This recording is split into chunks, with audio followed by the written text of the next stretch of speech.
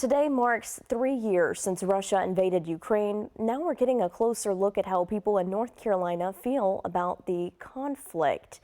News 12's Billiana Garland talked to a political science professor from High Point University. And Billiana, how do you get the input?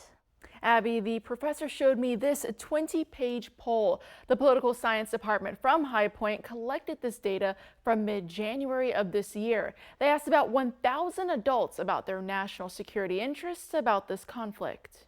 After a 3-year destructive war, these High Point University surveys reveal changes in public opinion from Russia's invasion of Ukraine. When the full-scale invasion first happened, a lot of people had their attention on it. It was a surprise. Martin Kifer is a political science professor at High Point University. He teaches foreign policy, international relations, and American politics. He is also the director of the High Point University poll. This poll asked dozens of questions to people in North Carolina. One section focused on national security, specifically about Russia. Professor Kifer says the results were not surprising. At the beginning, 3 years ago, people were hearing a lot about it, and they had a very negative view of Russia's actions.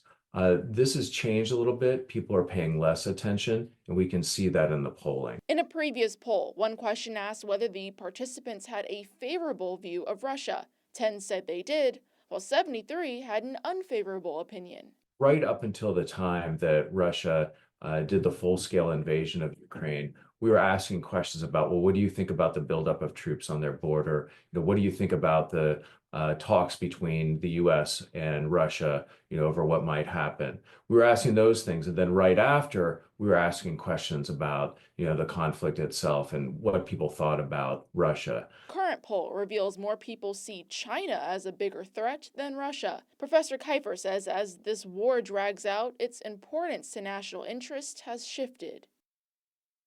The professor says he believes negotiations between the Trump administration and the Russian government are key because it could shape the future of Ukraine.